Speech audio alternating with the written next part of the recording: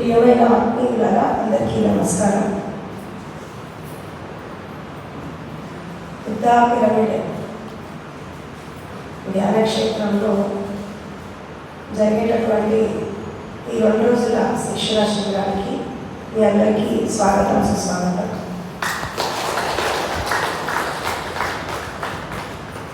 ఈ 2 డేస్లో మనం ఎంచుకున్నటువంటి టాపిక్స్ ఏంటంటే సత్యాన్వేషణ, జ్ఞానోదయం. ఒక మనిషి జీవితంలో సత్యాన్వేషణ చేయాలి, పరిపూర్ణమైనటువంటి జ్ఞానాన్ని అందుకోవాలి అంటే ఏమేమి కావాలి, ఏమేమి ఆచరించాలి, తర్వాత ఏమేమి అడ్డంకులు ఉన్నాయి, అది అందుకోకుండా ఆపేటటువంటి ఆ డిస్టర్బెన్సెస్ ఏంటి, తర్వాత ఒక పరిపూర్ణమైనటువంటి జ్ఞానాన్ని అందుకోవాలంటే ఒక వ్యక్తి యొక్క జీవిత విధానం ఎలా ఉండాలి, వాళ్ళ యొక్క నడత నడవడిక ఇవన్నీ కూడా ఎలా ఉండాలి అనేది ఈరోజు మనం తెలుసుకుందాము. ఒక వ్యక్తి యొక్క జీవిత వికాసంలో భౌతిక ప్రపంచంలో కూడా అసత్యాలతో, అబద్ధాలతో, మోసాలతో, కపటంతో, ఈర్ష్య దేశాలతో ఈ భౌతిక ప్రపంచం అనేది అట్టుకుంటుంది నేటి సమాజం అనేది. ఎందుకంటే ఇది కలియుగం కదా, ఇలాగే ఉంది.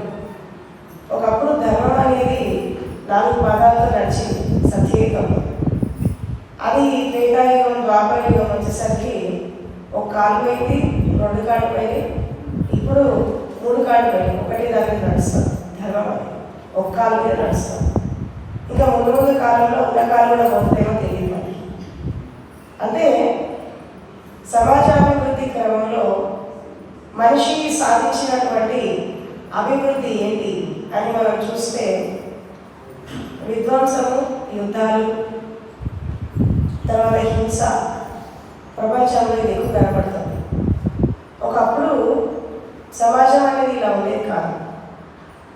చాలా సిస్టమేటిక్గా నీతి నియమాలతో, ఒక క్రమశిక్షణతో, ఒక సంకల్ప బలంతో జీవితం అనేది చాలా భిన్నంగా సత్యంతో, ధర్మంతో, ఆచరణతో ముందుకు వెళ్తూ ఉండేవాడు.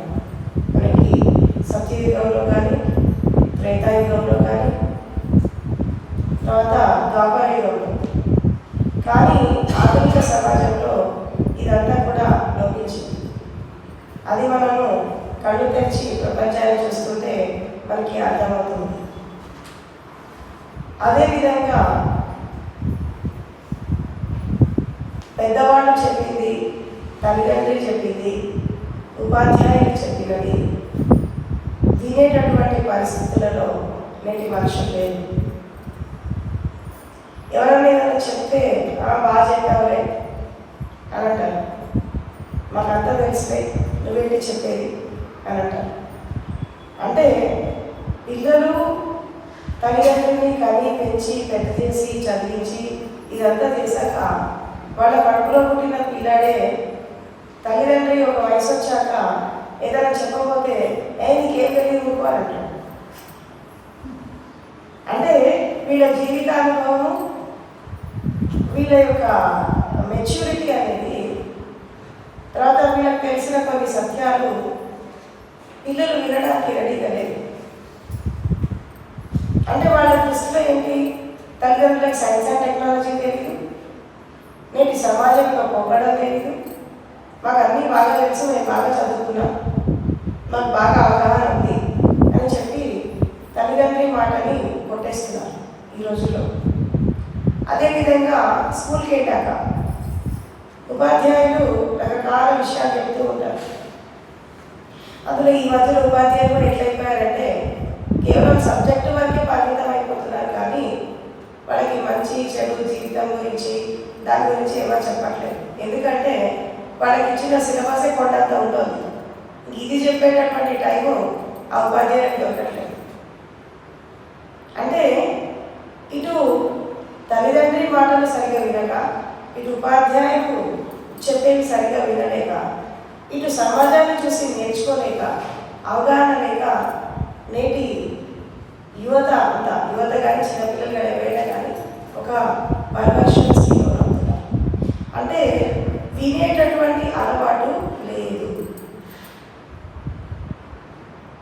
చెడు చెప్తే బాగా వింటారు, చెడుకు త్వరగా ఆకర్షితులైపోతారు, కానీ మంచిది కాదు.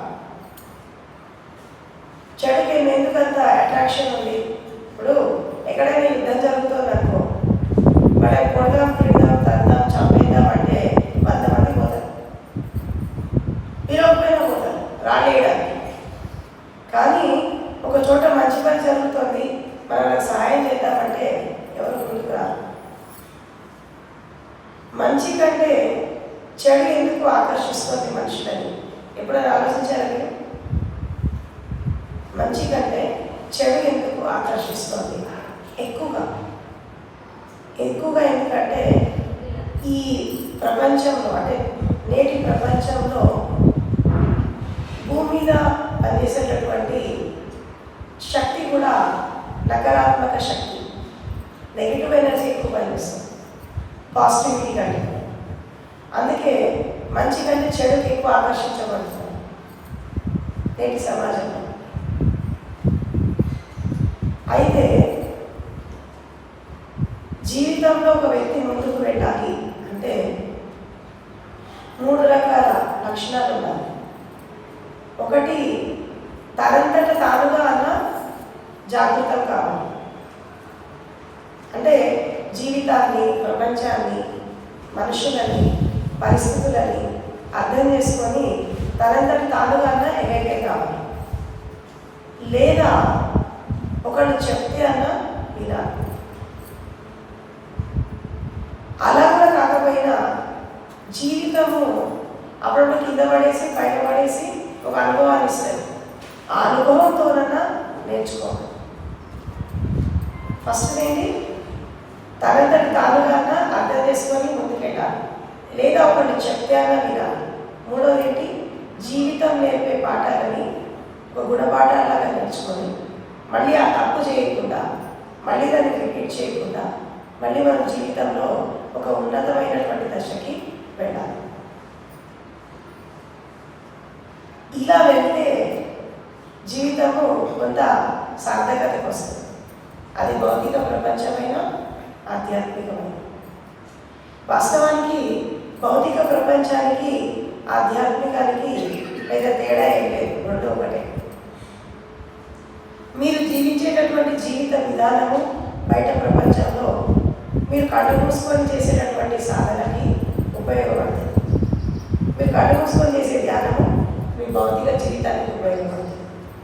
ఈ రెండు కలిస్తేనే సంపూర్ణమైనటువంటి జీవితం. కాబట్టి పదార్థము, పారమార్థికము రెండు వేరు కాదు, ఒకటే.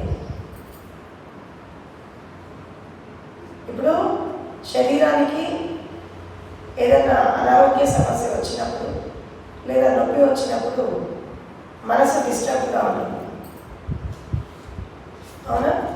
మనసు మన మాటినదిగా ఆ నొప్పి మీదే, ఆ బాధ మీదే పోతూ ఉంటుంది.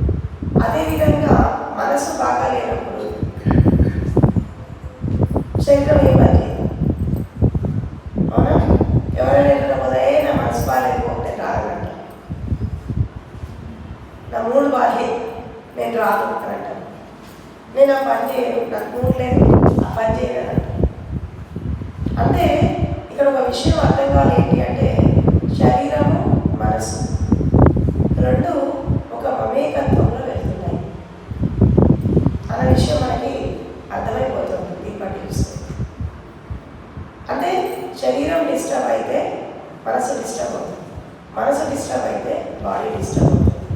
ఇవాళ రేపు వచ్చేటటువంటి 80% రోగాలన్నీ కూడా మనసుతోనే వస్తున్నాయి. అది డయాబెటీస్ కానీ, హైపర్ టెన్షన్ కానీ, తర్వాత మనకి హార్ట్ అటాక్స్ కానీ, క్యాన్సర్ కానీ, పారాలిసిస్ కానీ, ప్రతిదీ కూడా మైండ్తోనే వస్తుంది. అంటే వీటిని సైకోసోమాటిక్ డిజార్డర్స్ అంటారు. అంటే శరీరము, మనసు కలిపితే వచ్చేటటువంటి రోగాలు. ఈ సత్యాన్వేషణ, జ్ఞానాన్వేషణ చేసేదానికంటే ముందు ఫస్ట్ నేర్చుకోవాల్సినటువంటి పాఠం ఏంటంటే వినేటటువంటి కళ. దీన్ని ఏమంటారంటే శ్రవణ యోగం అంటారు. శ్రవణ యోగం అంటే ఏంటి? ఎప్పుడైనా విన్నారా దీనికోసం? శ్రవణ యోగం గురించి విన్నారా? విన్నారా లేదా? వినలేదా? ఇప్పుడు మనకి పంచేంద్రియాలు ఉన్నాయి. పంచేంద్రియాలలో ఈ చెవులు అనేవి ఒక ఇంద్రియం, అంటే వినడం. దీన్ని ఏమంటారు? శ్రవణం. ఇప్పుడు ఎక్కువ శాతము చాలామంది సత్యాన్ని కానీ అసత్యాన్ని కానీ చెప్పుడు మాటలు విని జడ్జ్ చేస్తారు. కళ్ళతో చూడరు. మెజారిటీ పీపుల్ కళ్ళతో చూడకుండా వాళ్ళు చెప్పింది వీళ్ళు చెప్పింది విని ఒక వ్యక్తిని కానీ ఒక పరిస్థితిని కానీ ఒక జీవితాన్ని కానీ జడ్జ్ చేస్తారు. వీళ్ళు చూడరు కళ్ళతో, కేవలం వింటారు. ఓహో వాళ్ళు అట్లాడు కదా నేను విన్నా అని అంటారు. కానీ అక్కడ జరిగినటువంటి ఆ సంఘటన ఏంటి, ఆ సత్యం ఏంటని వీళ్ళకి తెలియదు. కళ్ళతో చూడరు, అయినా జడ్జ్ చేసేస్తూ ఉంటారు. వాళ్ళు అట్లా చేశారట ఇట్లా చేశారట, కేవలం వినడం ద్వారా. మంచి కంటే ఎక్కువ చెడ్డగా ఎక్కువ జడ్జ్ చేస్తూ ఉంటారు. అదిగో నిప్పు అంటే ఇదిగో పొగ అన్నట్టు. అసలు నిజంగా అక్కడ నిప్పు ఉందా లేదా, ఆ పొగ అక్కడి నుంచి వస్తుందా లేదా, దాని మూలం ఎక్కడ అని చెప్పి చూడరు, జడ్జ్ చేసేస్తారు. ఈ అలవాటు ఆడవాళ్ళకి ఎక్కువ ఉంటుంది. గాసిప్స్ చేస్తారు అమ్మలక్కలంతా కూర్చొని, ఏం పర్లేదు కూర్చొని, వాళ్ళు అట్లాట వీళ్ళు ఇట్లాట. వీళ్ళు చూడడం పెట్టరు, పట్టినే మాట్లాడుకుంటూ ఉంటారు. మీకు అలవాటు ఉందా? గాసిప్స్ చేస్తారా? అది తగ్గిందా అలవాటు? ఇదివరకు ఉంటేనా చిన్నప్పుడు ఏం పని లేకపోతే ఏం చేస్తారు? ఆ బండ మీద కూర్చొని వచ్చిపోయే వాళ్ళ గురించి కూర్చొని లేకుంటారు. వాళ్ళ కుటుంబం అట్లాట, వీళ్ళ కుటుంబం అట్లాట, ఆ పిల్లలు అట్లా పోయారట అని గాసిప్స్ చేస్తూ ఉంటారు. కానీ నిజంగా జరిగిన సత్యం ఏంటి అనేది వీళ్ళకి తెలియదు. అంటే వీళ్ళ మనసు ఊహించినట్టు, వీళ్ళ హృదయం భావన చేసినట్టు, వీళ్ళు ఒక దాన్ని కల్పించుకొని కథ అనుకొని అదే నిజం నేను భ్రమలో ఉంటూ వీళ్ళు ఉండడమే కాకుండా 10 మందిని భ్రమలో పెడతారు, 10 మందిని మాయలో పడేస్తారు. అట్లా ఆ ఇంటి పాల్గొంటుంది. ఇది మనం చూస్తూ ఉంటాం. అందులో మనకి భారతీయ సమాజంలో వేరే వాళ్ళ జీవితాల్లో తొంగి చూడడం అనేది చాలా అత్యుత్సాహంతో పోతూ ఉంటాం. ఇది ఇండియన్ మాప్ సైకాలజీ అన్నట్టు. భారతీయులకు కూడా పెద్ద రోగం ఏంటి అంటే తొంగి చూడటం వేరే వాళ్ళ జీవితాల్లో. మన జీవితాల్లో ఏమైతే పట్టించుకోండి,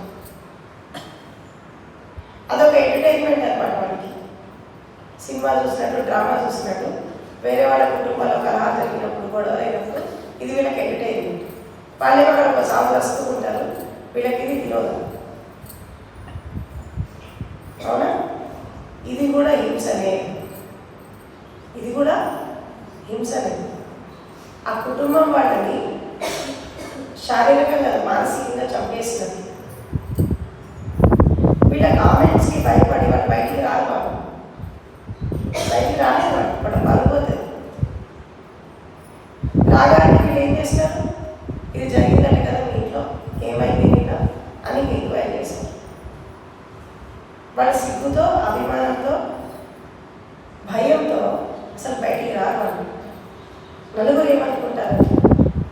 ఇట్లా ఎన్ని కుటుంబాలు మానసికంగా హత్య చేయబడుతున్నాయి మీరు ఆలోచించండి. ఇది పెద్ద హింస. మనం గమనిస్తూ ఉంటాం కదా, మన చుట్టుపక్కల సమాజాన్ని చూస్తుంటే కూడా మనకు అర్థమైపోతుంది. అంటే ఎన్ని రకాలుగా హింస అనేది ప్రపంచంలో జరుగుతుంది. మాటల ద్వారా, చెవుల ద్వారా, చూడడం ద్వారా, స్పర్శ ద్వారా, రకరకాల పంచేంద్రియాల ద్వారా ఎంత హింస జరుగుతుంది. కేవలం కర్మ చేసి ఒకళ్ళని చంపడం, ఒక జీవిలో ఒక మనిషిలో చంపడం మాత్రమే హింస కాదు. పంచేంద్రియాల ద్వారా చేసేది కూడా హింస లేదు. మనం కేవలం శరీరం ద్వారా చేసే హింసనే హింస అనుకుంటాం. కానీ చెవులు, కళ్ళు, ముక్కు, నోరు దీని ద్వారా కూడా జరుగుతూ ఉంటుంది. అహింస అనేది ఎప్పుడు ఫుల్ఫిల్మెంట్ జరుగుతుంది అంటే ఈ పంచేంద్రియాల ద్వారా కూడా హింస జరుగుతుంది. ఇప్పుడు మాట అనేది ఒక పదునైన కత్తి లాంటిది. ఒక రక్తం చుక్క బయటికి రాకుండా మనిషిని చంపేస్తుంది. అవునా? అభిమానం ఉన్న వాళ్ళకి, పరువు ప్రతిష్ఠ బతికే వాళ్ళకి ఒక మాట అంటే అక్కడ చచ్చిపోతారు. కొంతమంది మానసికంగా చచ్చిపోతారు, కొంతమంది అది తట్టుకోలేక సూసైడ్ చేసుకుంటారు. అంటే పరోక్షంగా మీరు వాళ్ళని హత్య చేసినట్టుగా. నువ్వు కత్తి పట్టుకొని వెళ్ళి నరకలేదు, కానీ నీ ప్రవర్తన ద్వారా, నీ నడవడిక ద్వారా, నీ మాటల ద్వారా ఎంతమంది చంపుతారు జీవితంలో? శారీరకంగా హత్య చేస్తే ఒకసారి అయిపోతుంది, జైల్లో పడిపోతారు. కానీ మానసికంగా ఎన్నిసార్లు ఎంతమందిని మీరు హత్య చేసి ఉంటారు? ఒకసారి మనం పుట్టినప్పటి నుంచి ఇప్పటిదాకా చూసుకుంటే చాలా సార్లు చాలా హత్యలు చేశారు. ఇది ప్రతి మనిషి చేస్తాడు, సహజంగా. అది కుటుంబంలో కావచ్చు, బయట ప్రపంచంలో కావచ్చు, ఎక్కడైనా కావచ్చు. అవునా కదా? మగవాళ్ళు ఆడవాళ్ళని డామినేట్ చేయడం, ఆడవాళ్ళు మగవాళ్ళని డామినేట్ చేయడం, వీళ్ళిద్దరు కలిసి పిల్లల్ని డామినేట్ చేయడం, ఇట్లా మానసికమైనటువంటి హింస అనేది ప్రపంచంలో ఎక్కువ జరుగుతుంది. దీనికి ఏ శిక్ష లేదు, ఏ కోర్టు శిక్షించదు, ఏ చట్టం జైల్లో పెట్టదు. ఒక శారీరక హత్య మాత్రమే జైల్లో పెడతారు. కానీ మానసికంగా జరిగేటటువంటి హత్యకి ఎవరు పట్టించుకోరు, ఏ చట్టం పట్టించుకోరు. దీనికి కూడా చట్టం రావాలి, దీనికి కూడా రావాలి. అప్పుడు మనుషులు మాటల ద్వారా, చేతల ద్వారా, కర్మల ద్వారా ఎవరిని పట్టించుకోరు, వాళ్ళు జోలికి పోరు. అంటే ఇప్పుడు భారతదేశంలో కుటుంబ వ్యవస్థలో ఏం జరుగుతుంది అంటే తెల్లారి లేచినప్పటి నుంచి రాత్రి పడుకునేదాకా అంత హింస జరుగుతుంది. దీనికి మన కుటుంబాలు అతీతంగా ఎక్కడో చోట జరుగుతూనే ఉంది. కోపంతో, విసుగుతో, చికాకుతో, ఈర్ష్యతో, ద్వేషంతో, అహంకారంతో, ఆధిపత్యంతో ఎన్నిసార్లు ఎంతమందిని డామినేట్ చేశారు. అది చూస్తే మనం కూడా ఆ కోవలో వచ్చేస్తాం. అవునా? చూస్తున్నాం మనం డే టు డే రొటీన్ లైఫ్లో. కాబట్టి అన్నిటికంటే కూడా మన జీవితాన్ని మనం పరివర్తన దశకి తీసుకెళ్ళాలి, ఒక మార్పు దశకి తీసుకెళ్ళాలి అంటే తప్పకుండా మనం వినేటటువంటి మాటలు చాలా జాగ్రత్తగా వినడం, దాన్ని ఆకళింపు చేసుకోవడం, మంచి అయితే దాని జీవితంలో ఆచరించడం, చెడు అయితే దూరం పెట్టడం. ఇది 24/7 జరగాలి మీలో. దీన్ని ఏమంటారు? శ్రవణం. సో ఒక సాధకుడు, ఒక ధ్యాని ఫస్ట్ నేర్చుకోవాల్సింది ఏంటి అంటే శ్రవణ యోగం. ఇది చాలా ఇంపార్టెంట్. ఎందుకు అంటే మనం వినేటప్పుడు కరెక్ట్గా వినకపోతే మనం జీవితంలో దేన్ని ఆచరించాలి. ఇక్కడ సగం సగం సగం సగం వినిపోతే పోయినాక ఏం ఆచరిస్తారు? ఇక్కడ ఒకటి అయితే అక్కడ ఒకటి ఆచరిస్తారు. వినేటప్పుడు ఎట్లా వినాలి అనేది ఫస్ట్ నేర్చుకోవాలి. ఫస్ట్ ఇది పక్క పెట్టండి, బుక్స్ పక్క పెట్టండి.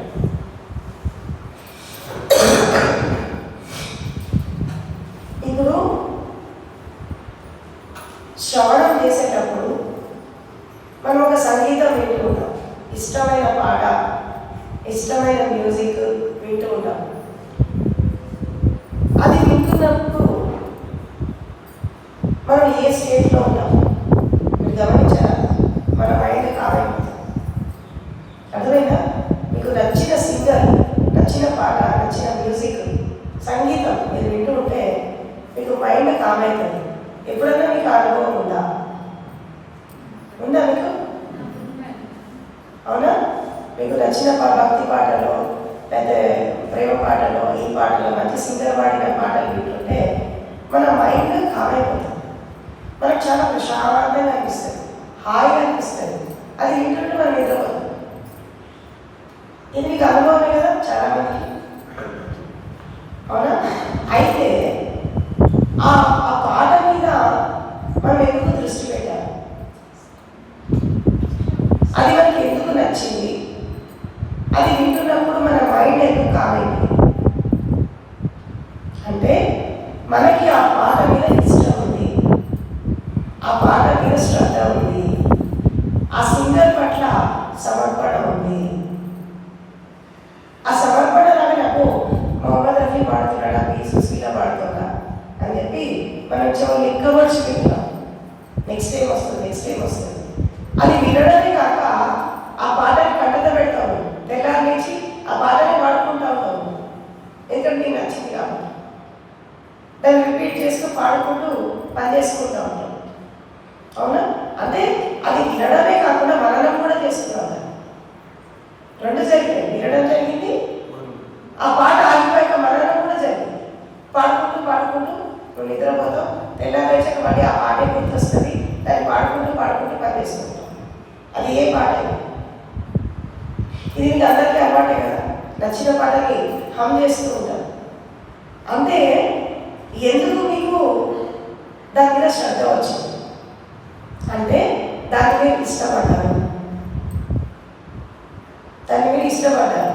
తర్వాత ఎవరైతే ఆ పాట పాడారో వాళ్ళ మీద నీకు అభిమానం ఉంది. నీకు నచ్చిన సింగర్ కదా, అభిమానం ఉంది. ఆ అభిమానంతో నువ్వేం చేసావు? వాళ్ళ పాట వింటూ నీకు తెలియకుండానే నిన్ను సమర్పించేసుకున్నావు వాడికి, ఆ పాటకి, లేదా ఆ లిరిక్కి, ఆ భావనకి నిన్ను సమర్పించేసుకున్నావు. ఆ సమర్పించుకొని ఏం జరిగింది? నువ్వు జీరో అయిపోయావు. నీకు అక్కడ నో మైండ్ స్టేట్ వచ్చిందట. మనసు పనిచేయాల, ఆలోచనలు పనిచేయలేదు, ఒక ప్రశాంతత వచ్చేసింది. ఎందుకు వచ్చింది అంటే నువ్వు దాన్ని ఇష్టపడ్డావు. అదే సంఘటన సత్సంగాలలో జరగాలి. అదే సంఘటన సత్సంగాలలో కూడా జరగాలి. అంటే ఇక్కడ ఎవరైనా వచ్చి మాట్లాడుతున్నప్పుడు వాళ్ళని ఫస్ట్ ఇష్టపడాలి, సత్సంగాన్ని ఫస్ట్ ఇష్టపడాలి, సత్యజనుల సంఘాన్ని ఫస్ట్ ఇష్టపడాలి. ఎవరైనా సత్యం మాట్లాడుతుంటే మీరు చెవులు లిక్కబడిచి వినాలి. పాట వినాలి. వినడమే కాకుండా దాని మీద శ్రద్ధ పెట్టాలి. ఎవరైతే మాట్లాడుతున్నారో వాళ్ళకి సరెండర్ కావాలి. అది అభిమానం పెంచుకోవాలి, ఇష్టం పెంచుకోవాలి, దాని మీద ప్రేమ పెంచుకోవాలి. అప్పుడే మీకు ఈ సత్సంగం అనేది ఉపయోగపడుతుంది. కాబట్టి ఎవరైనా మాట్లాడుతున్నప్పుడు మీరు మననం చేసుకోవద్దు. ఓన్లీ శ్రవణం మాత్రమే చేయాలి. అర్థమైందా మీకు? అంటే ఎవరైనా ఇక్కడ టీచింగ్ చేస్తున్నప్పుడు మనం కేవలం వినాలి. ఎట్లా వినాలి అంటే మొత్తం మీ శక్తి మొత్తం చెవు దగ్గరకు వచ్చేసేయాలి. వినడాన్ని మాత్రమే చేయాలి, అంతేగాని మననం చేయకూడదు. అంటే నేను మాట్లాడుతున్నప్పుడు మీ మైండ్ లోపల పనిచేయదు.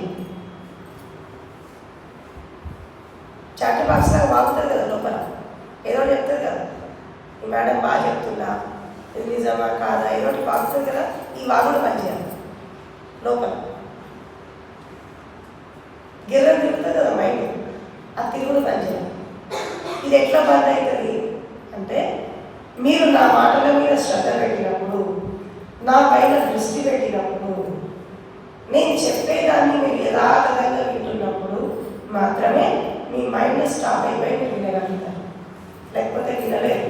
ఈ 2 days నేను చెప్పి వేస్ట్, మీరు కూర్చొని కూడా వేస్ట్.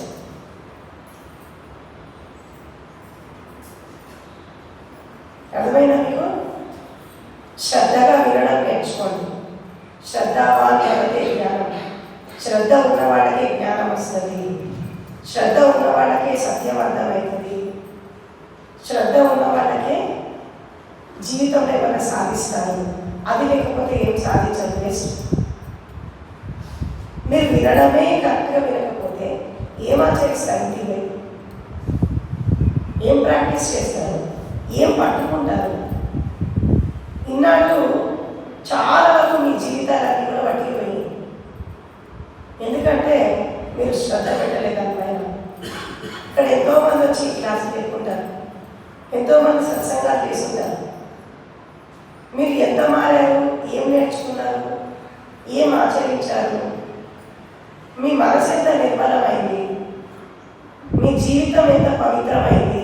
మీ నడత, మీ నడవడిక ఎంత మారింది? తర్వాత మీ అంతరంగంలో మీ మనసు ఎంత శుద్ధి జరిగింది? మీ శరీరం ఎంత శుద్ధి జరిగింది? మీ హృదయ శుద్ధి ఎంత జరిగింది? మీ ఇంద్రియ శుద్ధి ఎంత జరిగింది? అది మీకే తెలియదు. నేను చెప్పక మీకు తెలుసు జరిగిందా లేదా, అది కూడా మీకే తెలుసు.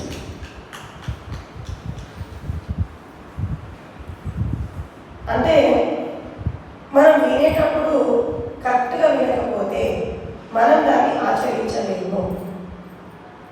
అందుకే శ్రవణం చాలా ఇంపార్టెంట్.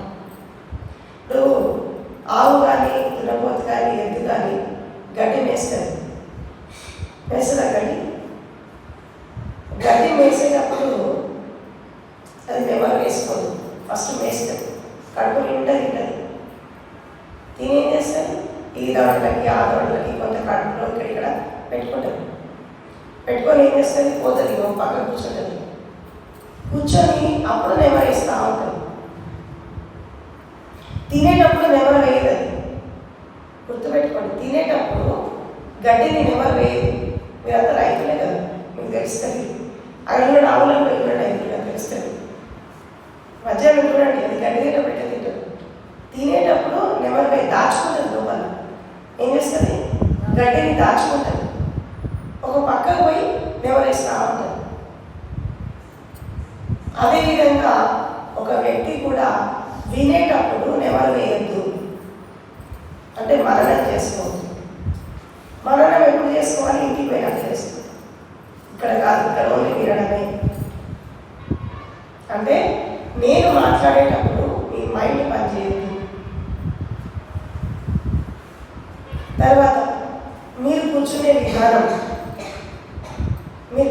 విధానం, తర్వాత మీ శరీర ఆకృతి చూసి మీ లోపల ఏం జరుగుతుందో నేను చెప్పేస్తాను. ఎందుకంటే నేను సైకియాట్రిస్ట్.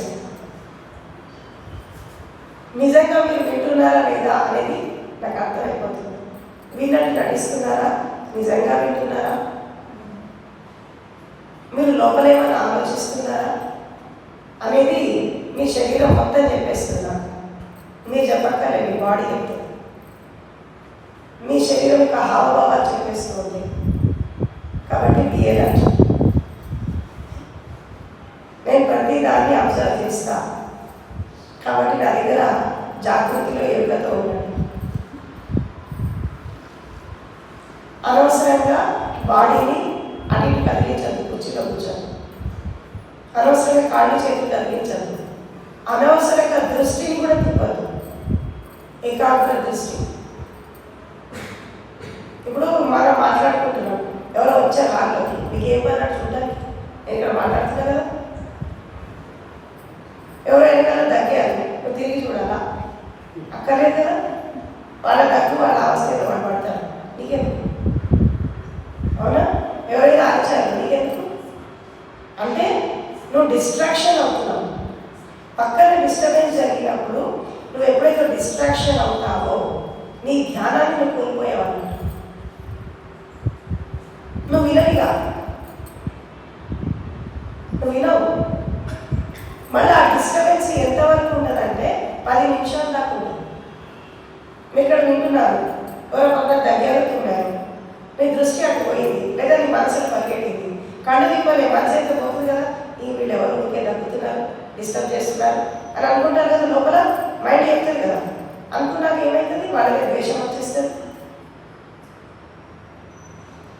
ఇది అనుకునేలోపు నేను మాట్లాడే మాటలను మిస్ అయిపోతాం.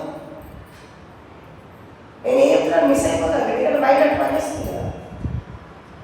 ఈ మిస్ అయిపోవడం వల్ల సగం ఆచరిస్తాం, సగం వదిలేస్తాం. కాబట్టి వినేటప్పుడు ఎట్లా వినాలి అంటే, ఆకాశం మీద పడ్డ నువ్వు చెల్లించదు. అర్థమైందా? ఆకాశం మీద పడ్డ, లేదా ఈ బిల్డింగ్ కూలిపోతుందట, పడ్డప్పుడు చూడాలి మనం ఇది వినాలి. అంత నిగ్రహ శక్తి నీ లోపల వస్తే శ్రవణం ద్వారా కూడా జ్ఞానోదయాన్ని అందుకోవచ్చు. వినడం ద్వారా కూడా జ్ఞానాన్ని మనం పొందవచ్చు.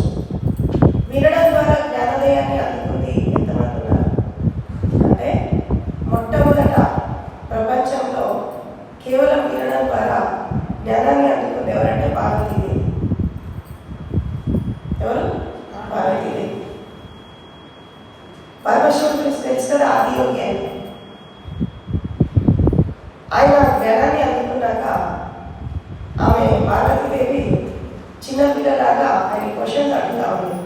ఇదేంటి, అదేంటి, ప్రకృతి ఏంటి, ఆకాశం ఏంటి, పంచభూతాలు ఏంటి, అసలు జీవితం ఏంటి, ఇవన్నీ ప్రశ్నలు అడుగుతా ఉండేది. ఈ అడుగుతున్నటువంటి క్రమంలో ఆయన ఒక్కొక్కదానికి సమాధానం చెప్తున్నాడు. ఇప్పుడే చెప్పారు, దృష్టి మరల్చద్దు అని చెప్పి చెప్పానా? ఎందుకు మరుస్తున్నాడు దృష్టి? లేచేవాడు లేచారు కదా, నీకెందుకు? అందరూ అడిగిపోవాలి ఇక సౌండ్ రాగానే, అంటే మీకు ఏకాగ్రత లేదన్నట్టు. ఇది మానుకోండి, ఈ అలవాటు మానేయండి. మనిషి ఎప్పుడు అలవాటు ప్రకారం బతకద్దు, స్పాంటేనియస్గా బతకాలి. ఇది తప్పు అని తెలిసాక దాన్ని ఇమ్మీడియట్గా రెక్టిఫై చేసుకోండి. ఇది ఈ అలవాటు మార్చుకోవడానికి ఎన్ని జన్మలు కావాలి, ఎన్ని సంవత్సరాలు కావాలి మీరు మారడానికి. ఇది తప్పు అని ఒకసారి చెప్పాక ఇమ్మీడియట్గా దాన్ని కరెక్ట్ చేసుకోండి. ఈ అలవాటు నేర్చుకోండి మీరు ఫస్ట్. మీరు అటు డిస్ట్రాక్షన్ అవ్వడం వల్ల నేను కూడా అయిపోయాను మీతో పాటు. అదే పరమశివుడి దగ్గర పోయేదాన్ని, మీ వల్ల మీ దగ్గరికి రావాల్సి వచ్చింది.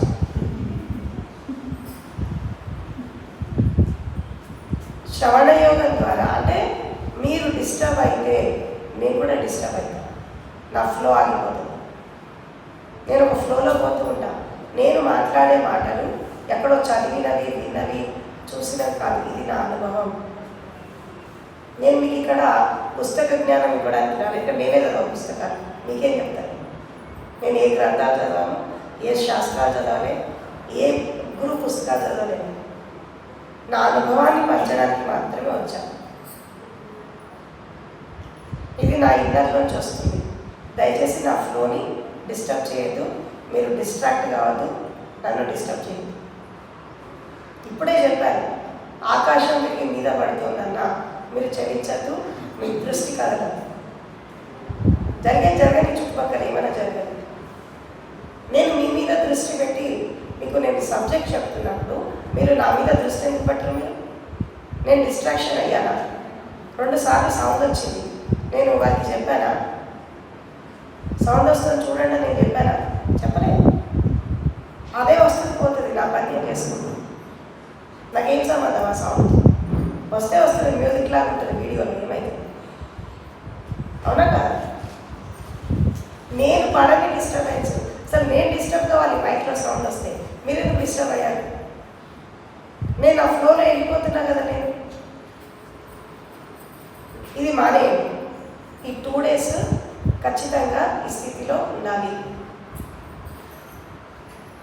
మీరు డిస్టర్బ్ అవ్వకండి, నన్ను డిస్టర్బ్ చేయకండి. ఓకే? పరమశివుడు జ్ఞానోదయాన్ని అందుకున్నాక పార్వతీదేవికి ఆమె గురువైనాడు. ఆయన గురువయ్యాడు. గురువయ్యాక ఆమె రకరకాల ప్రశ్నలు అడుగుతూ ఉండేది. ఏంటి అంటే, ప్రకృతి ఏంటి, పంచభూతాలు ఏంటి, ఆకాశతత్వం ఏంటి, ఇదేంటి అదేంటి అని అడుగుతున్నప్పుడు ఆయన ఒకదానికి సమాధానం చెప్తూ ఉంటే ఆమె ఒక చిన్న పిల్లలాగా నిర్మలమైపోయింది. ఎలాంటి స్పందన లేకుండా, ఒక ప్రతిక్రియ లేకుండా ఆయన జ్ఞానాన్ని వింటూ వింటూ వింటూ సాధన చేస్తూ కాదు, వింటూ వింటూ వింటూ ఆమె ఎన్లైటెన్ అయింది. పార్వతీదేవి ఆమె ఫస్ట్ పర్సన్ శ్రవణం ద్వారా ఎన్లైటెన్ అయ్యేవాడు. ఇక రెండో వాడు ఎవరు అంటే అష్టావక్ర జనకుడు. తెలుసు కదా మీకు, అష్టావక్ర గీత గురించి విన్నారు కదా. అష్టావక్ర జనకుడు సంవాదంలో కూడా మహాగీత. ఆయన కూడా అష్టావక్ర ఇట్లా చెప్తూ ఉన్నాడు, ఓ ఇది జీవితము, ఇది సత్యము, ఇది ధర్మము, తర్వాత ఇగో ఇది సాధన, ఇది బ్రహ్మజ్ఞానము, ఇగో ఇది సాక్షి, ఇది జాగృతి అని చెప్తూ ఉంటే ఆయన వింటూ వింటూ వింటూ ఎన్లైట్ అయిపోయాడు. ఎట్లా అయ్యాడు అక్కడ అంటే ఇక్కడ ఒక చిన్న టెక్నిక్ చెప్తారండి. ఏంటి అంటే మనం వింటున్నప్పుడు, ఇప్పుడు నేను మాట్లాడుతుంటే పదానికి మధ్యలో గ్యాప్ వస్తుంది. మీరు గమనించండి, వస్తుందా? కంటిన్యూగా మాట్లాడట్లేదు, ఒక పదానికి ఇంకో పదానికి గ్యాప్ వస్తుంది. మీరు పట్టుకోవాల్సింది నా పదాలు కాదు, గ్యాప్ పట్టుకో. ఓకే, ఇక్కడ సింపుల్ టెక్నిక్ మీకు ఒకటి ఇస్తా. ఏంటి అంటే నేను మాట్లాడుతున్నప్పుడు పదాన్ని పట్టుకోండి, నేను మధ్యలో గ్యాప్ ఇస్తాను చూసావా, మీరు కూడా ఆగిపోండి. ఇది సాధన, శ్రవణ యోగం. అర్థమైంది అందరికీ? ఏమైనా డౌట్ ఉందా? ఇది కూడా సాధనే. ఇంకా రాయడం బంద్ చేయండి, ఇది ఓన్లీ శ్రవణమే. బుక్స్ పక్కన పెట్టండి, వినండి అంతే. వినడం కూడా ఒక కళనే, ఇది నేర్చుకోండి. Art of listening. ఏం చేయాలి? వింటున్నప్పుడు, నేను మాట్లాడుతున్నప్పుడు పదాలు వినండి, అర్థం చేసుకోండి. నేను ఎక్కడైతే ఆగిపోతానో అక్కడ మీరు కూడా ఆగిపోండి. అంటే మీ మైండ్ ఆగిపోవాలి. అర్థమవుతుంది అందరికీ? మీ కళ్ళు లేదు, కళ్ళు తెరిచే వినాలి. అట్లాంటి ధ్యానంలో పోతారేమో, నిద్రపోతారు. నో, కళ్ళు తెరిచే వినాలి. నా మీద మీకు దృష్టి ఉండాలి. కళ్ళు మూస్తే మీరు మీ మనసులో లాక్కెళ్ళిపోతుంది.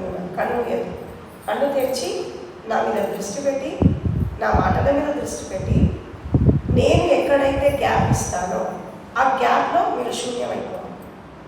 అంటే మనసు శూన్యత. ఈ గంట నేను మాట్లాడుతుంటే మీరు చేయాల్సిన సాధన. బంద్ చేయండి, బుక్స్ బంద్ చేయండి, ఏం రాయద్దు, ఓన్లీ వినడం. బుక్స్ అన్ని పక్కన పెట్టేసేయండి, స్ట్రైట్ కూర్చొని, ఒంటి మీద బాగులు ఉంటే తిప్పేసుకొని. ఇది కూడా మెడిటేషన్, కేవలం వినడం, శ్రవణం, శ్రద్ధగా వినడం. ఇది మీరు ఫస్ట్ ఒక సాధకుడికి కావాల్సినటువంటి ఫస్ట్ ఆయుధం ఏంటంటే శ్రవణం. దీన్ని ఏమంటారు? శ్రవణ యోగం అంటారు. ఇప్పుడు శ్రవణ కుమారుడు ఉన్నాడు కదా, తెలుసు కదా మీకు శ్రవణ కుమారుడి స్టోరీ. ఆయన తల్లిదండ్రి సేవ చేస్తూ ఆయన ముక్తి మోక్షాన్ని పొందాడు. తల్లిదండ్రుల సేవలోనే ఆయన జీవితం అనేది తరించిపోయింది అని చెప్పి మనం విన్నాం స్టోరీ.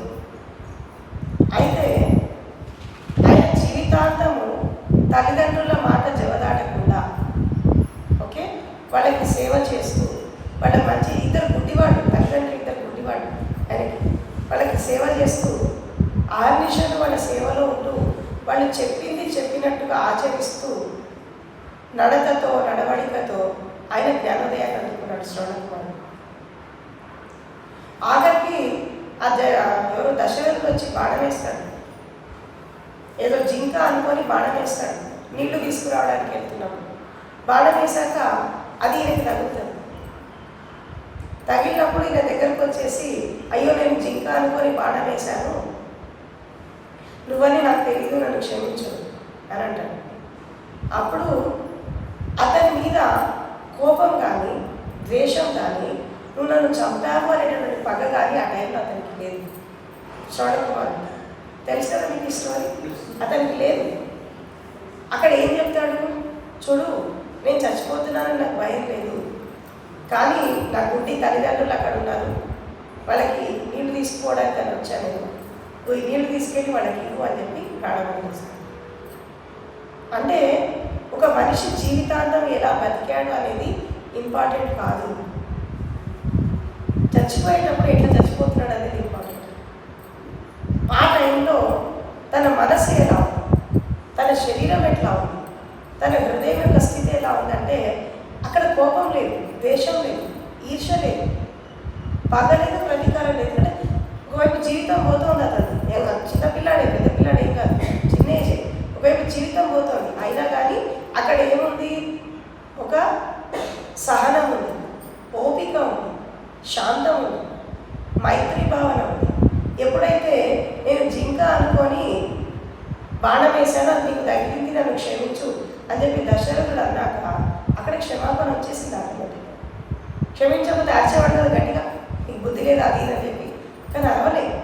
అక్కడ ఆటోమేటిక్గా పోనీలే తెలియజేశాడు, నా జీవితం ఇక్కడికి ఎండ్ అవ్వాల్సింది ఉందేమో అని చెప్పి తను చనిపోతూ మా అమ్మ నాన్న అక్కడ ఉంటారు, వాళ్ళకి నీళ్ళు ఇచ్చి అని చెప్పి దశరథుడు పంపిస్తాడు. అంటే ఇతను కూడా కేవలం శ్రవణం ద్వారా, అంటే అక్కడ ఈ తల్లిదండ్రి ఆమెకి గురైపోయాడు, వాళ్ళకి చేసిన సేవ ఆయనకి సాధన అయిపోయింది.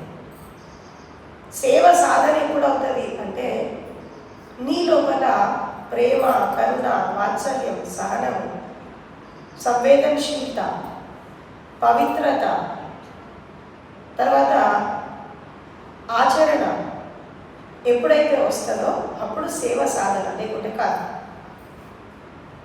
సేవ చేసేవాడు ఈ క్వాలిటీస్ మీ లోపల ఉన్నాయా లేదా అని చెప్పి చెక్ చేసుకోండి. అది రావట్లేదు అంటే మీరు చేసే కర్మ, మీరు చేసే సేవ సరైన దశలో పోవట్లేదు అని అర్థం. ఏం రావాలి, ఏం క్వాలిటీస్? ప్రేమ, కరుణ, మైత్రి భావన, వాత్సల్యము, తర్వాత సహనం, సంవేదనశీలత అంటే సెన్సిటివిటీ. ఈ క్వాలిటీస్ మీ లోపల వస్తున్నాయా రావట్లేదా, అది ఇంపార్టెంట్. తర్వాత మీరు జీవితాన్ని ఏ విధంగా ముందుకు తీసుకెళ్తున్నారు అనేది కూడా చాలా ముఖ్యమైన విషయం. ఇట్లా ఇప్పుడు ఉపనిషత్ ఋషులు ఉన్నారు. ఉపనిషత్ అనేటటువంటి పదానికి అర్థం ఏంటి? ఉప అంటే ఉపదేశించేవాడు, నిషత్ అంటే నిశ్శబ్దంగా కూర్చొని వినేవాడు. ఉపనిషత్ అంతా కూడా సత్సంగమే. అక్కడ వాళ్ళు వింటూ వింటూ ఎట్లా ఎన్లైట్ అయిపోయారు, ఎట్లా దాన్ని అందుకున్నారు అంటే ఇదే నేను మీకు ఇప్పుడు చెప్పాను కదా, ఇదే పద్ధతిని ఆచరించాను. అంటే ఒక పదం మాట్లాడుతున్నప్పుడు, ఒక విషయం చెప్తున్నప్పుడు ఆ పదాలను పట్టుకోవడం, అది చెప్పేవాళ్ళు ఎక్కడైతే ఆగిపోయారో మీరు కూడా అక్కడ ఆగిపోవాలి. అమ్మో నెక్స్ట్ ఏం చెప్తారు, నెక్స్ట్ ఏం చెప్తారు అని అనుకోవద్దు, ఆగిపోవాలి. నెక్స్ట్ చెప్తారు, లేకుంటే ఏం లేదు, జస్ట్ స్టాప్ దేర్. అంటే మీరు మనసా వాచా కర్మణ అక్కడ ఆగిపోవాలి. ఆగిపోయినప్పుడు ఏం జరుగుతుంది? మీరు కళ్ళు మూసి కూడా ధ్యాన స్థితిలోకి వెళ్ళిపోతారు, కళ్ళు తెరిచి కూడా ధ్యాన స్థితిలోకి వెళ్ళిపోతారు. దీన్ని ఏమంటారంటే శ్రవణ యోగం అంటారు. ఈ టెక్నిక్ అర్థమైందా? ఏమైనా డౌట్స్ ఉన్నాయా? ఏం లేవు కదా? ఓకే. ఇప్పుడు నేను సబ్జెక్ట్ చెప్తా, మీరు వినండి. నేను ఎక్కడ స్టాప్ చేస్తే మీరు అక్కడ స్టాప్ కావాలి. ఆ స్టాప్ అవుతున్నప్పుడు మీ మనసు నిర్విచార స్థితిలో పోతుందా లేదా అనేది చెక్ చేసుకోండి. ఓకే, ఇది శ్రవణ యోగం. మాకు మనిషి సత్యాన్వేషణ చెయ్యాలి అంటే ముఖ్యంగా కావాల్సినది ఏంటి అంటే శరీరాన్ని, మనసుని, పంచభూతాలని, పంచతత్వాలని, తర్వాత ఇంద్రియాలని అర్థం చేసుకోవాలి.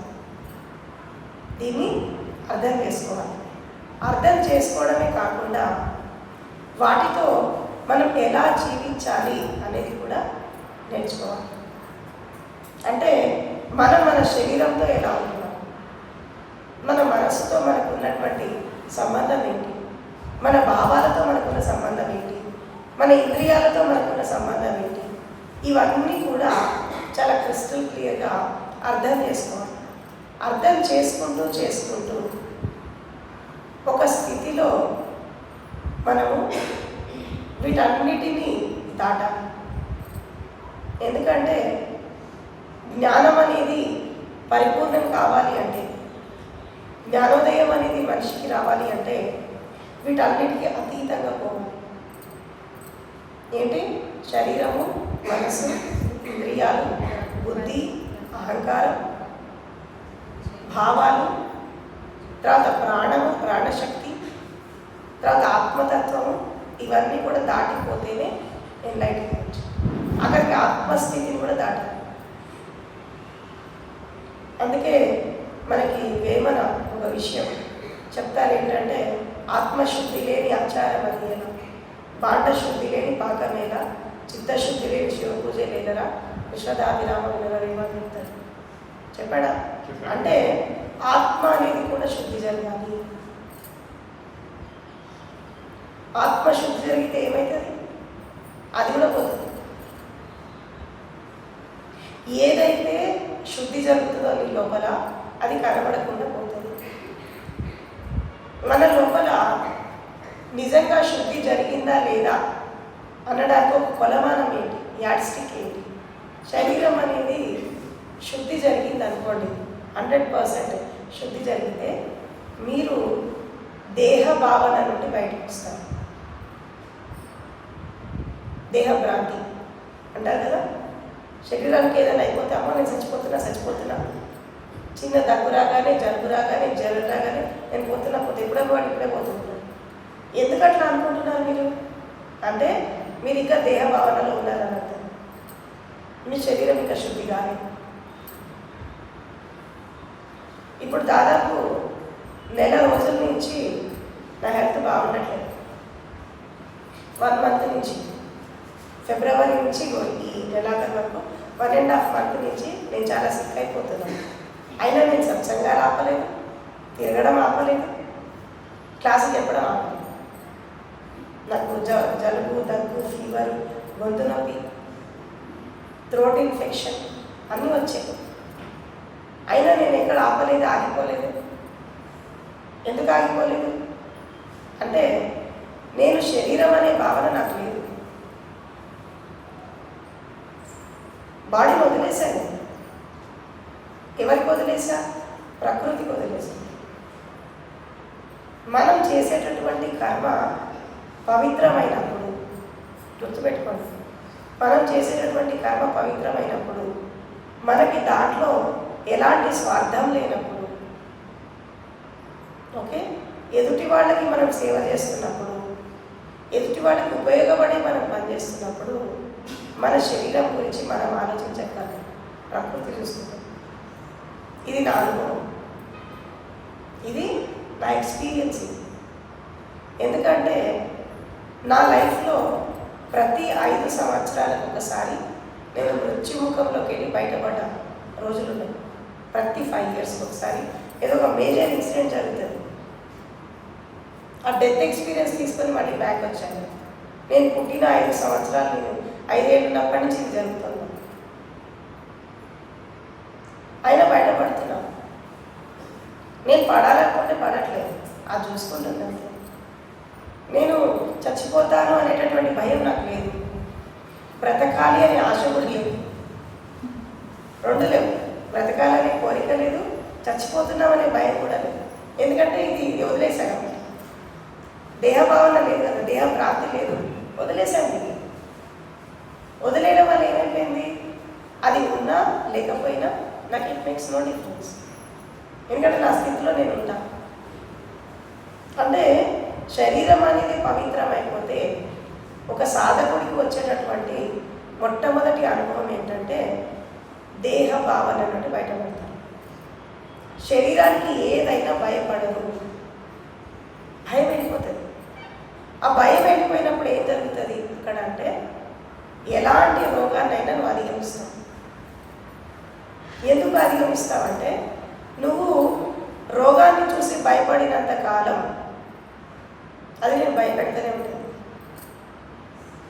తర్వాత మనసు స్వభావం ఏంటి? శరీరంలో రోగం ఇంత ఉందనుకో, చిటికంత అది కొండంత చేస్తుంది. మన స్వభావం ఏంటి? కొండంత చేస్తుంది. చేసి ఇంత రోగాన్ని అంతా చేస్తుంది. ఎందుకంటే నువ్వు దాంతో ప్రయాణిస్తున్నావు కదా, రోగం రోగం అని నువ్వు అవస్థపడ్డా కానీ 10 మందికి చెప్పుకుంటావు. ఫోన్ చేసిన ప్రతి వాళ్ళకి చెప్తావు నాకు రోగం వచ్చింది రోగం వచ్చింది చెప్తావా? దానివల్ల ఏమవుతుంది? వాళ్ళ నెగిటివిటీ కూడా నీ మీద పడుతుంది. నువ్వు అవస్థపడమే కాకుండా వాళ్ళ నెగిటివిటీ కూడా నువ్వు తీసేసుకుంటావు. అయ్యో అట్లనా అని వాళ్ళు సానుభూతి చూపిస్తారు. ఆ సానుభూతి అంతా నెగిటివిటీ మొత్తం. వాళ్ళ లోపల నువ్వంటే ద్వేషం ఉందనుకో, పోతే పోని విడపోతే వీళ్ళకి అన్యాయం చేశాడని చెప్పి వాడు అనుకుంటాడు. అంటే వాళ్ళు అక్కడ మైత్రి తరంగాలు, ప్రేమ తరంగాలు ఇది పంపించడం అయ్యో పాపం అనకుండా, ఒకవేళ వాళ్ళు నువ్వంటే వాళ్ళకి ద్వేషము పగరం ఏదో ఉంటే విడపోతే పోతే పోని అని అనుకుంటారు. నువ్వు ఎప్పుడో వాడు ఇప్పుడే పోతుంది, ఆయుష్ అలా తగ్గిపోతుంది. గుర్తుపెట్టుకోండి. అందుకే మనము హెల్త్ బాగాలేనప్పుడు ఎవరైనా ఫోన్ చేసినప్పుడు నాకు ఆరోగ్యం బాగాలే అనే విషయం చెప్పదు. అవసరం లేదు. ఆరోగ్యం బాగాలేకపోతే ఏం చేయాలి? చక్కగా డాక్టర్ దగ్గర పోవాలి, మందులు తెచ్చుకోవాలి, వేసుకుంటూ బతకాలి, మన పని మనం చేసుకుంటూ పోవాలి. అంతేనా కాదు? ఇది 10 మందికి చెప్పుకోవాల్సిన అవసరం ఉందా? లేదు. అది చెప్పడం వల్ల మనం పెంచుకోవడమే కాకుండా ఎదుటి వాళ్ళ దృష్టిలో కూడా మనం రోగగ్రస్తులాగా తయారవుతున్నాం. అయ్యో పాప వాడికి వీడి విని ఊరికే ఉంటాడా? వాడు 10 మందికి చెప్తాడు ఒక పలానా వాడికి రోగం వచ్చిందట. అంటే నీ గురించి ఆలోచించే ప్రతి వాళ్ళకి కూడా నీ మీద నువ్వు రోగివి అనే ముద్ర వేస్తున్నాను. అది పోనీ నీ దాకా వచ్చిన 10 మంది 20 మంది కలిసి నీ దగ్గరకు వచ్చి సానుభూతి తెలపడానికి వచ్చి అయ్యో నీకు రోగం వచ్చిందట అని అంటే అక్కడ ఏమైపోతాం? ఎప్పుడో పోయేదాన్ని ఇప్పుడే పోతాం. ఆయుష్ తగ్గిపోతుంది. నీకు రోగం వస్తే ఫస్ట్ చెప్పుకోవాల్సింది డాక్టర్కి, బంధువులకు కాదు. అవునా? నీ ఇంటి పక్కన డాక్టర్ ఉంటే డాక్టర్ రేపు అలాంటి రోగం వచ్చిందంటే ఆయన మందు ఇస్తాడు, మందు వాడుకో, ఆయన తినమన్నది తిను, తాగమన్నది తాగు, తగ్గిపోతుంది. అయిపోయి అదే మొత్తం చుట్టాలకి బంధువులకి అందరికీ చెప్పాలి. ఫోన్ చేసిన వాళ్ళకి ఉంటుంది అలా రోగం వచ్చిందని. ఇది ఒక ఇచ్చితాను. చెప్పుకోవాల్సింది ఎక్కడ?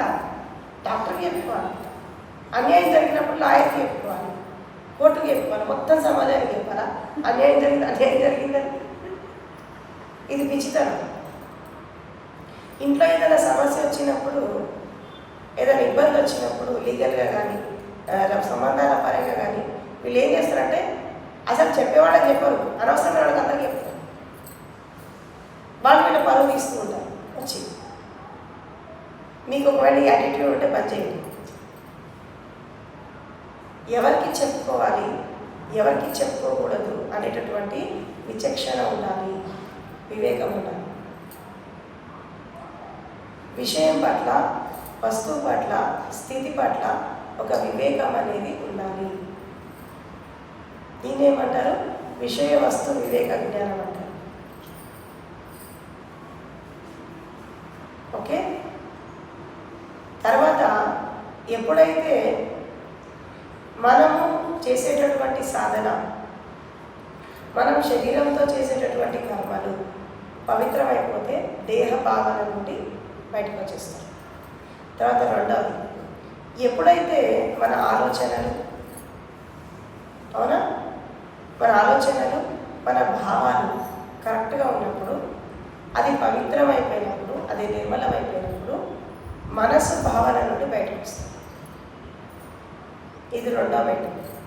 మూడో మెట్టు ఏంటంటే ఇంద్రియాలతో మనం చేసేటటువంటి పనులు, పంచేంద్రియాలు అంటే చెవులు, ముక్కు, కళ్ళు, శరీరం, వీటితో చేసేటటువంటి కర్మల పట్ల నీకు ఎరుక ఉంటే, జాగృతి ఉంటే ఇంద్రియాల నుంచి కూడా నువ్వు బయటకు వచ్చేస్తావు. తర్వాత జీవితంలో ఏదైనా ఇబ్బంది వచ్చినప్పుడు, ఏదైనా డిసీజ్ వచ్చినప్పుడు, ఏదైనా రోగం వచ్చినప్పుడు అబ్బా నాకు ప్రాణం పోయినట్టు అవుతుంది అంటారు కదా. ఏమంటారు? ఏదైనా ఇబ్బంది వచ్చినప్పుడు ప్రాణం పోయినట్టు అవుతుంది, పోతానో ఏమో అనేటటువంటి భావన వచ్చింది అనుకో, నిజంగానే పోతాం. కోరుకుంటున్నాం కదా ఇండైరెక్ట్, ప్రాణం పోతుందేమో. అసలు అనుమానం ఎందుకు వచ్చింది అక్కడ? అంటే నువ్వు ప్రాణంతో కూడా అటాచ్మెంట్ పెట్టుకున్నావు అన్నట్టే కదా. అది ఉన్నప్పుడు ఉంటుంది, పోయినప్పుడు పోతుంది, నీకేం సంబంధం దాంతో? అది ప్రకృతి చూసుకుంటుంది, నీకేం సంబంధం? అవునా? అంటే ఎప్పుడైతే మన ప్రాణం పట్ల, దీన్ని ఏమంటారంటే ఒక విధంగా చెప్పాలంటే, ఈ ప్రాణశక్తి కూడా నేను కాదు అనేటటువంటి స్థితి ఒకటి వస్తుంది నీకు సాధన. ఆ స్థితిలోకి వెళ్ళినప్పుడు నువ్వు దాంతో కూడా అటాచ్ అయిపోతావు. ప్రాణం అంటే ఏంటి? శ్వాస. మీరు ఎక్కడో ఆలోచించకండి. ప్రాణశక్తి అంటే ఏంటి? శ్వాస. లోపల నాభి కేంద్రంలో ఆ శక్తి ఉంటుంది, దాని ఆధారంగా పనిచేసేది ఏంటి? శ్వాస. ఈ శ్వాసతో ఎప్పుడైతే నువ్వు అనుసంధానం అవుతావో అక్కడ దాన్ని చూస్తూ చూస్తూ చూస్తూ ఉన్నప్పుడు నీ ప్రాణశక్తితో కూడా నీకు ఒక కనెక్టివిటీ వచ్చేస్తుంది. వచ్చినప్పుడు అక్కడ ఏం జరుగుతుంది అంటే, నేను ఇది కూడా కాదు. నెక్స్ట్ ఇంకొంచెం ముందుకెళ్తాం. ఇంకొంచెం ముందుకెళ్ళి నేను చైతన్యాన్ని, నేను ఆత్మను, నేను అది ఇది అనేదో పెట్టుకుంటాను కదా. ఆఖరికి ఒకవేళ అది అక్కడ సాక్షాత్కారం జరిగినా నువ్వు మళ్ళీ బ్రహ్మజ్ఞానానికి వెళ్ళాలంటే ఇది కూడా నేను కాదు, అనాత్మ భావన. బుద్ధుడు ఏమంటాడు ఇక్కడ? అనాత్మ భావన అంటే నువ్వు ఇది కూడా కాదు అనేటటువంటి స్థితి అక్కడ వస్తుంది. అంటే శరీరం అనేది పవిత్రమైందా లేదా అనేది కొలమానం ఏంటి? నువ్వు దేహభ్రాంతి నుంచి బయటపడ్డావా లేదా? ఏదైనా బాధ వచ్చినప్పుడు, నొప్పి వచ్చినప్పుడు, ఏదైనా రోగం వచ్చినప్పుడు నువ్వు దాన్ని సాక్షిలాగా చూస్తున్నావా, లేదా సూదితో పోయేదాన్ని గొడ్డల దాకా తీసుకొస్తున్నావు? గొడ్డల దాకా తీసుకొస్తున్నావు అంటే నువ్వు ఇంకా దేహభ్రాంతిలో ఉన్నావని చెప్పి అర్థం. ఇది ఫస్ట్ స్టెప్. రెండవది, నువ్వు మనసు భావన నుండి బయటకు వచ్చావా లేదా అనడానికి కొలమానం ఏంటి అంటే, మనసులో వచ్చే ఆలోచనలు, భావాలు, గతము, భవిష్యత్తు, వీటి గురించి పదే పదే పదే పదే చింతన చేస్తుంటే నువ్వు ఇంకా మనసు పరిధిలో ఉన్నట్టే. మనసు పరిధిని ఎప్పుడు దాటుతారంటే, గతం గురించి చింతన వద్దు, భవిష్యత్తు గురించి ఆందోళన వద్దు. అర్థమైందా? గడిచిపోయిన దాని గురించి చింతన వద్దు, రాబోయే దాని గురించి ఆందోళన వద్దు. నువ్వు వర్తమానంలో జీవించగలిగితే, ఇక్కడ ఈ క్షణంలో బ్రతకగలిగితే నువ్వు మనసు భావన నుండి బయటకు వచ్చేస్తావు. తర్వాత ఇంద్రియాలతో చేసేటటువంటి పనులు అన్నీ కూడా పర్ఫెక్ట్గా ఉన్నాయనుకోండి. అంటే చూడడం, మాట్లాడడం, స్పర్శించడం, వినడం, అవునా, తర్వాత వాసన చూడడం, రుచి చూడడం, ఇవన్నీ కరెక్ట్గా ఉంటే నువ్వు ఇంద్రియాల నుంచి బయటపడ్డట్టు. ఇదంతా పెద్ద సాధన. ఇదంతా ఎందుకంటే మీకు తెలిసింది ఒకటే, శ్వాస మీద ధ్యాస. ఇంకా ధ్యాస పెట్టాల్సినవి చాలా ఉన్నాయి మన లోపల. ఇవన్నీ పెట్టకుండా నువ్వు అటు పోలేవు. ఆ శ్వాస మీద ధ్యాస కూడా ఎంతసేపు పెడతారు? 5-10 నిమిషాలు పెడితే ఎక్కువ మనసు పారిపోతుంది. అంటే ఎక్కువ శాతం ఒక మనిషి ఉదయం లేచినప్పటి నుంచి రాత్రి పడుకునేదాకా ఓన్లీ మనసు మీద మాత్రమే ధ్యాస పెడుతున్నాడు. శరీరం మీద పెట్టట్లేదు, శ్వాస మీద పెట్టట్లేదు, భావాల మీద పెట్టట్లేదు, ఇంద్రియాల మీద పెట్టట్లేదు. పెడుతున్నారా? పెట్టట్లేదు. మీరు అలా రోడ్డు మీద నడుచుకుంటూ పోతారు. పోతున్నప్పుడు మీ మనసు ఎట్లా తిరుగుతుంది కదా, శరీరం భూమి మీద ఉంటుంది, మనసు ఆకాశంలో ఉంటుంది. నడుచుకుంటూ పోతూ ఉంటారు, కాలు కింద దెబ్బ తగ్గుతుంది, రాయి తగ్గి దెబ్బ తగ్గుతుంది, అయినా మనసు దిగదు కిందికి. ఎప్పుడో పోయి ఎక్కడో పోయి కూర్చుంటారు లీజర్గా. కూర్చున్నాక అప్పుడు మెల్లగా దిగుతుంది మనసు. దిగి ఆ కాలు వైపు దృష్టి పోయిందనుకోండి, అయ్యో నా కాలు ఇక్కడ దెబ్బ తగిలింది, అసలు ఎట్లా తగిలింది, ఎప్పుడు తగిలిందో కూడా మేము మర్చిపోతాం. అమ్మ రక్తం వస్తుంది అని మనసు అప్పుడు దిగుతుంది. దానికి అప్పుడు మందేస్తారు. ఈలో పెద్ద పుండ అయిపోయింది తగిలి, అది గొడ్డతో పోయి గొడ్డ దాకా తీసుకుపోతుంది. అదే షుగర్ ఉన్న వాడికి కాలు తీసేయాలంట. ఎందుకంటే నువ్వు పట్టించుకోవు కదా, అది ఇన్ఫెక్షన్ అయిపోయింది. డయాబెటీస్ ఉన్న వాడిని ఇది కాలు తీసేయాలి పనికిరాదంట. అంటే శరీరానికి గాయమైన మనసు కిందికి దిగట్లేదు అంటే మనం ఎంత అన్కాన్షియస్గా బతుకుతున్నాం ఒకసారి ఆలోచించండి. ఇట్లా ఎన్ని దెబ్బలు తగిలించుకున్నారు మీరు జీవితంలో? చేయి కాల్చుకోవడాలు, కాళ్ళు కాల్చుకోవడాలు, కింద పడడాలు, గీరుకుపోవడం, గాయం అవ్వడం, ఇట్లా ఎన్ని తగిలించుకున్నారు మీరు జీవితంలో? ఇదంతా ఎందుకు జరిగింది అంటే శరీరం ఉన్న చోట మనసు ఉండట్లేదు. శరీరం ఏదైనా పని చేస్తుంటే మనసు దాని మీద ఉండట్లేదు. అంటే ఒక మనిషి, మీరే కాదు ప్రపంచంలో మ్యాక్సిమం 98% పీపుల్, ఎంత 98% మంది మనసు మీద ధ్యాస పెట్టి జీవిస్తున్నారే కానీ ఇంకా దేని మీద ధ్యాస పెడితే మనసు మీద పెడతారు, లేదా ఇతరుల మీద పెడతారు. రెండే దృష్టి. పెడితే నీ మనసు, లేదంటే ఇతరులు. వాళ్ళేంటి, వీళ్ళేంటి, ఇదేంటి, అదేంటి. ఇది ఫస్ట్ మానుకోవాలి. ఇది ఫస్ట్ మానేయాలి. కాబట్టి శ్రవణయోగంలో మనము అర్థం చేసుకోవాల్సింది ఏంటి అంటే, ఇదంతా నేను మీకు ఎందుకు చెప్తున్నా, టాపిక్ సత్యాన్వేషణ అయితే శ్రవణయోగం గురించి మీకు ఎందుకు చెప్తున్నానంటే, నేను దినమంతా ఎన్నో విషయాలు చెప్తాను, మీరు కరెక్ట్గా వినలేదనుకో నేను చెప్పి వేస్ట్, మీరు విని వేస్ట్, ఈ క్లాస్ కూడా వేస్ట్. ఈరోజు నేను చెప్పేది మీకు అర్థం కాకపోతే రేపు నేను చెప్పేది మీకు అసలే అర్థం కాదు. ఎందుకంటే రేపు ఇంకా చాలా డెప్త్ సబ్జెక్ట్, మీకు అసలే అర్థం కాదు. అందుకే శ్రవణం, మననం, నిధిధ్యాసనం, ఈ మూడు చాలా ఇంపార్టెంట్ ఒక సాధకుడికి. అంటే వినేటప్పుడు కరెక్ట్గా వినాలి. తర్వాత విన్న తర్వాత క్లాస్ అయిపోయాక ఒక పక్కకు కూర్చొని అప్పుడు మననం చేసుకోవాలి. నేను విన్నా, ఏం అర్థం చేసుకున్నా అనేది మననం అప్పుడు చేసుకోవాలి. వినేటప్పుడు మననం చేయదు, మననం చేసేటప్పుడు వినదు. ఏదైనా ఒకటే చేయగలుగుతావు, రెండు చేయలేవు. ఇప్పుడు నేను మాట్లాడుతున్నా, నీ లోపల ఏదో రికార్డ్ నడుస్తుంది అంటే ఏదో మననం చేస్తున్నాం, ఇది కాకపోతే ఇంకేదో చేస్తున్నాం, నాకు వినలేవు. అంటే శ్రవణం చేసేటప్పుడు మననం చేయలేము, మననం చేస్తున్నప్పుడు శ్రవణం చేయలేము. ఏదైనా ఒకటే చేయగలుగుతాము. ఎందుకంటే భగవంతుడు ఒక మనిషికి ఒకసారి ఒక పని చేసేటటువంటి శక్తి ఇచ్చాడు, కానీ మల్టీ టాస్కింగ్ చేయడానికి ఇవ్వలేదు. మల్టీ టాస్కింగ్ మనం నేర్చుకున్నాం చేయడం, కానీ వాస్తవానికి ప్రకృతి సిద్ధంగా ఇవ్వలేదు. మనం డైవర్ట్ చేసుకున్నాం, మనం డిస్ట్రాక్షన్ అవుతున్నాం, మనం డిస్టర్బ్ అవుతున్నాం రకరకాల దృష్టిని పెట్టి. అయితే ఇక్కడ ఆ రకరకాల దృష్టి పెట్టి చేయడం వల్ల మనం ఎరుక కోల్పోతున్నాం, జాగృతి కోల్పోతున్నాం, జీవితాన్ని కోల్పోతున్నాం. పరిగెడతా ఉంటారు తెల్లారి చేస్తే. ఎటు పరిగెడతారో ఎందుకు పరిగెడతారో అర్థమే కాదు. ఒక లక్ష్యం లేదు, ఒక గమ్యం లేదు, ఏం లేదు. ఆఖరికి వీళ్ళు పరిగెత్తి ఎక్కడ పోతారంటే ఆ శ్మశానాల్లో పడతారు, చచ్చిపోతారు ఆఖరికి. అంతే, ఏముండదు ఇంకా లైఫ్లో. ఫస్ట్ ఉరుకులు పరుగులు ఆపాలి. జీవితంలో పరిగెత్తద్దు, ఉరుకులాడద్దు, నడవడం నేర్చుకోండి. అర్థమైందా?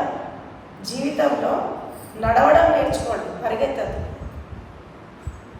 మీరు ఉద్యోగాలు చేసేవాళ్ళైనా, వ్యాపారాలు చేసేవాళ్ళైనా, ఇంట్లో ఉండేవాళ్ళైనా, ఖాళీగా ఉండేవాళ్ళైనా పరిగెత్తడం ఆపేయండి. ఫస్ట్ మీరు తెల్లారి లేచి చేసుకునేటటువంటి పనులు లీజర్గా చేసుకోవడం, రిలాక్స్గా చేసుకోవడం, టెన్షన్ లెస్గా చేసుకోవడం అలవాటు చేసుకోండి. ఎందుకు పరిగెత్తుతారు తెలుసా మీకు?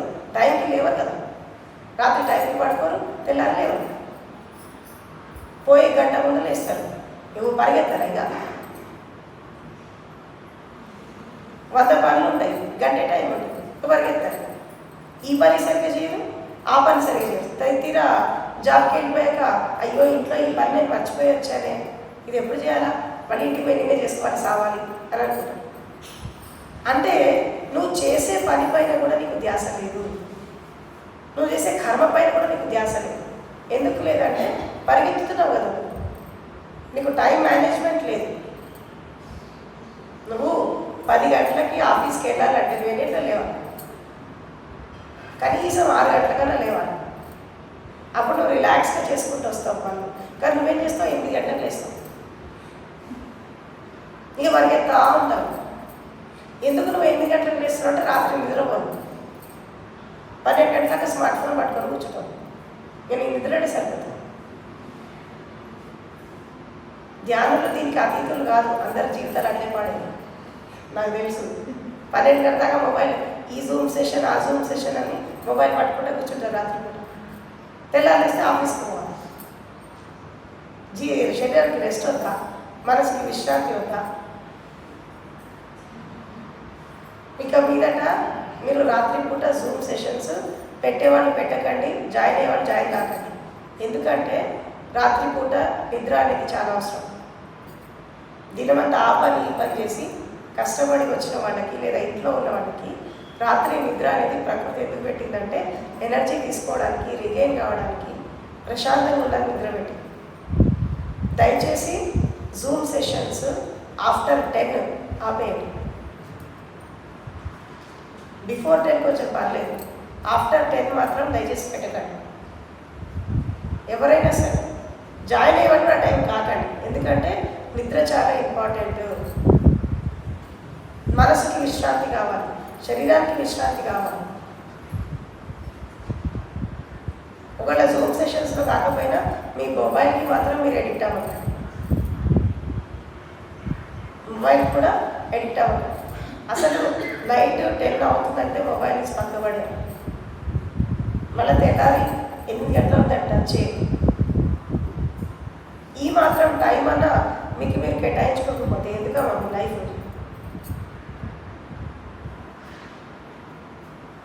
ఇది ఒకవేళ ఈ అలవాటు మీకుంటే బంద్ చేయండి. ఎందుకంటే ఇది చాలా డిస్టర్బ్ చేస్తుంది జీవితాన్ని. మీరు పడుకునేటప్పుడు సాధనతో పడుకోవాలి. శ్వాస మీద ధ్యాస పెట్టి పడుకోవాలి, శరీరం మీద ధ్యాస పెట్టి పడుకోవాలి, మనసు మీద ధ్యాస పెట్టి పడుకోవాలి. అందుకని మొబైల్ మీద ధ్యాస పెట్టి కాదు. మీరు డిస్ట్రాక్షన్ అయిపోతున్నారు. తెల్లారేసరికి డిస్టర్బెన్స్ ఉండదు మైండ్. ఈ చికాకులతో తీసిపోయి బయట చూపిస్తారు మనుషులకు. టీచర్లకి ఇంట్లో బాగా కోపం వచ్చిందనుకో పిల్లలు కొడతారు స్కూల్కి పోయి. ఒక ఆఫీసర్ వాడి మైండ్ డిస్టర్బ్ ఉందనుకో ఆ కింద సబార్డినేట్స్ తిడుతూ ఉంటాడు. ఇట్లాగే జాబ్ లైఫ్ డిస్టర్బ్ అవుతుంది. వ్యాపారం చేసేవాళ్ళు ఆ వర్కర్స్ మీద చూపిస్తారు.